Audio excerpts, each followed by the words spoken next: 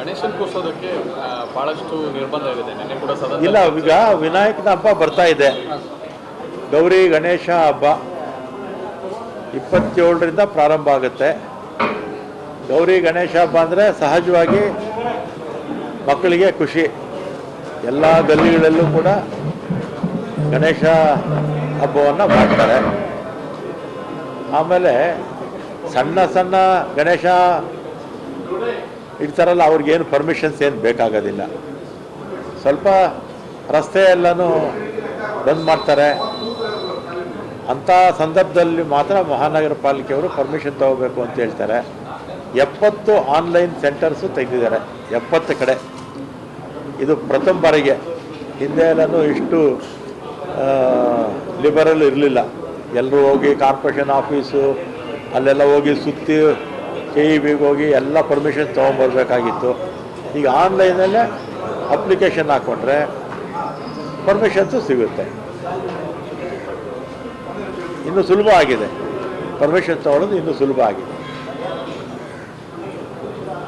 One window ಹಾಂ, ಆನ್ಲೈನಲ್ಲಿ ತೊಗೋಬೋದು. ಆನ್ಲೈನ್ ಮೊದಲಾಗಿದ್ದರೆ ಕಾರ್ಪೊರೇಷನ್ಗೆ ಹೋಗಬೇಕು, ನಮ್ಮ ಇಂಜಿನಿಯರ್ಲಾದರೆ ಅವ್ರ ಪರ್ಮಿಷನ್ ತೊಗೋಬೇಕು, KEBಗೆ ಹೋಗಬೇಕು, ಪರ್ಮಿಷನ್ ತೊಗೋಬೇಕು, ಪೊಲೀಸ್ ಪರ್ಮಿಷನ್ ತೊಗೋಬೇಕು, ಎಲ್ಲ ಖುದ್ದಾಗಿ ಹೋಗ್ಬೇಕಾಗಿತ್ತು. ಈಗೆಲ್ಲ ಆನ್ಲೈನಲ್ಲೇ ಸಿಗುತ್ತೆ, ಸುಲಭ ಮಾಡಿದ್ದೀವಿ ನಾವು. ವಿಪಕ್ಷ ನಾಯಕ ಆರ್ ಅಶೋಕ್ ಅವರೊಂದು ಆರೋಪ ಮಾಡಿದ್ದಾರೆ, ರಸ್ತೆ ರಿಪೇರಿ ಆಗಿಲ್ಲ. ಈಗ ರಸ್ತೆಗಳ ಬಗ್ಗೆ ಆರ್ ಅಶೋಕ್ ಅವರು ಏನೋ 5,000 ಕೋಟಿ ಖರ್ಚು ಮಾಡಿಬಿಟ್ಟಿದ್ದೀವಿ ಅಂತ ಹೇಳ್ತಾರೆ. ಅದು ರಾಜಕೀಯ ಪ್ರೇರಿತ ಸ್ಟೇಟ್ಮೆಂಟು. ನಾವು ಅಷ್ಟು ದುಡ್ಡು ನಾವು ಖರ್ಚು ಮಾಡಿಲ್ಲ. ಕಾಂಕ್ರೀಟ್ ರಸ್ತೆಗಳು ಒಂದಷ್ಟು ಕೆಲಸ ಆಗ್ತಾಯಿದೆ. ಒಂದ್ಸಲಿ ಕಾಂಕ್ರೀಟ್ ರಸ್ತೆಗಳು ಆದರೆ ಕನಿಷ್ಠ 30-40 ವರ್ಷ ಕಾಂಕ್ರೀಟ್ ರಸ್ತೆಗಳು ಪಾಟೋಲ್ ಇಲ್ಲದೆ ಇರುತ್ತೆ. BJPಯವ್ರ ಸರ್ಕಾರದಲ್ಲಿ, ನಮ್ಮ ಏನು ಸಿದ್ದರಾಮಯ್ಯನವ್ರ ಸರ್ಕಾರದಲ್ಲಿ ಮಾಡಿದ್ದಂಥ ಕಾಂಕ್ರೀಟ್ ರೋಡ್ಸ್ ಬಿಟ್ಟರೆ ಇನ್ನು ಎಲ್ಲ ರಸ್ತೆಗಳು ಕೂಡ ಪಾಟೋಲ್ಸ್ ಆಗೋಗಿತ್ತು BJPಯವರ ಅವಧಿನಲ್ಲಿ. ಈಗ 2 ವರ್ಷಗಳ ಕಾಲ ಹೈಕೋರ್ಟು ಬೆಂಗಳೂರಿನ ಪಾಟೋಲ್ಸ್ ಬಗ್ಗೆ 2 ವರ್ಷಗಳ ಕಾಲ BJP ಸರ್ಕಾರದಲ್ಲಿ ಪ್ರತಿ ತಿಂಗಳು ಕಮಿಷನ್ ಕರೆದು ಮಾನಿಟರ್ ಮಾಡ್ತಾಯಿದ್ರು. ಪ್ರತಿ ತಿಂಗಳು ಮಾನಿಟರ್ ಮಾಡ್ತಾಯಿದ್ರು ಹೈಕೋರ್ಟು 2 ವರ್ಷಗಳ ಕಾಲ. ಅಂದರೆ ಅಷ್ಟು ಪಾಟೋಲ್ಸ್ ಇತ್ತು. ಹೈಕೋರ್ಟೇ ಮಾನಿಟರ್ ಮಾಡಬೇಕಾಗಿದ್ದರೆ ಇವ್ರ ಆಡಳಿತ ವೈಫಲ್ಯ ಎತ್ತು ತೋರಿಸುತ್ತೆ. ಈಗ ನಮಗೇನು ಹೈಕೋರ್ಟ್ ಏನು ನಮಗೇನು ಮಾನಿಟರ್ ಏನು ಮಾಡ್ತಿಲ್ಲ. ಮಳೆಗಾಲದಲ್ಲಿ ಸಹಜವಾಗಿ ಸ್ವಲ್ಪ ಪಾಟೋಲ್ಸು ಬಿದ್ದಿದೆ, ಅದೆಲ್ಲ ಕೂಡ ತಕ್ಷಣ ಫಿಲಪ್ ಮಾಡ್ತೀವಿ ನಾವು. ಕಾಂಗ್ರೆಸ್ ಸರ್ಕಾರ ಯಾವುದೋ ಬಂದರೂ ಕೂಡ ಕಾಂಕ್ರೀಟ್ ರೋಡ್ಸ್ಗೆ ಹೆಚ್ಚು ಆದ್ಯತೆ ಕೊಡ್ತೀವಿ. ಅಂದರೆ ಹೆಚ್ಚು ವಾಹನಗಳು ಓಡಾಡುತ್ತಲ್ಲ ಅಂಥ ಕಡೆ ಕಾಂಕ್ರೀಟ್ ರೋಡ್ಸ್ ಹಾಕಿದ್ರೆ 30, 40, 50 ವರ್ಷಗಳ ಕಾಲ ಪಾಟೋಲ್ ಫ್ರೀ ರಸ್ತೆಗಳಾಗಿರುತ್ತೆ. ರಾಜಕೀಯ ಪ್ರೇರಿತವಾಗಿ ವಿಪಕ್ಷದಲ್ಲಿದ್ದಾರಲ್ವಾ, ಅದರಿಂದ ಹೇಳ್ತಾರೆ. ಅವ್ರ ಬೆನ್ನು ಅವ್ರು ಕಾಣಿಸೋದಿಲ್ಲ. ಅವ್ರ ಹಿಂದೆ ಅವ್ರ ಸರ್ಕಾರದಲ್ಲಿ 2 ವರ್ಷ ಯಾಕೆ ಹೈಕೋರ್ಟ್ ಮಾನಿಟರ್ ಮಾಡಿದ್ರು ಅನ್ನೋದನ್ನು ಅವರು ಅರ್ಥ ಮಾಡ್ಕೋಬೇಕು. ಈಗ ಈ ಹಬ್ಬಗಳು ಬರ್ತಾ ಇದೆ, ಖಾಸಗಿ ಬಸ್ಸುಗಳೆಲ್ಲ ಡಬಲ್ ರೇಟ್ ಮಾಡ್ತಾ ಇದ್ದಾರೆ. ಈಗ ಹಬ್ಬಗಳು ಬರ್ತಾ ಇದೆ, ರಜೆಗಳು ಬರ್ತಾ ಇರೋದ್ರಿಂದ ಊರುಗಳಿಗೆ ಹೋಗೋದಕ್ಕೆ ಜನಗಳಿಗೆ ಖಾಸಗಿ ಬಸ್ಗಳು ಬೇಕಾಬಿಟ್ಟಿ ದರ ಏರಿಕೆ ಮಾಡ್ತಾ ಇದ್ದಾರೆ. ಈಗ ಒಂದೇನಾಗಿದೆ, ಈ ಖಾಸಗಿ ಬಸ್ಸುಗಳು ಆಲ್ ಇಂಡಿಯಾ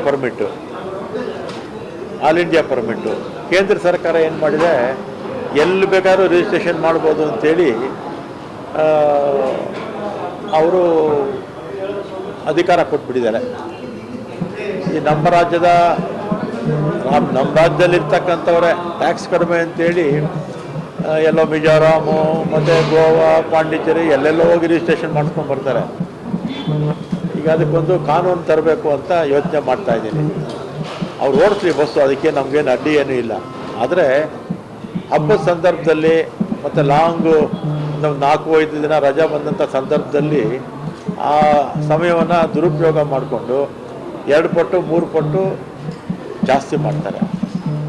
ಆ ಮಾಡಬಾರ್ದು ರೀತಿ ಏನಾದರೂ ಒಂದು ಕಾನೂನನ್ನು ಮಾಡಬೇಕಾಗುತ್ತೆ. ನೀವೇ ಮಾಡಬೇಕು ಸರ್, ನಾವೇ ಮಾಡಬೇಕು.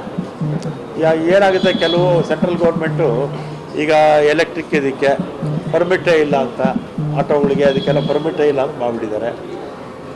ಬಸ್ಸಸ್ಗೂ ಅಷ್ಟೇ ಆಲ್ ಇಂಡಿಯಾ ಪರ್ಮಿಟ್ ಕೊಟ್ಬಿಡ್ತಾರೆ. ನಮಗೇನಾಗುತ್ತೆ ಅವ್ರು ಆಲ್ ಇಂಡಿಯಾ ಪರ್ಮಿಟ್ ಕೊಟ್ಟಾಗ ನಮಗೆ ಕಂಟ್ರೋಲ್ ಸಿಗೋದಿಲ್ಲ.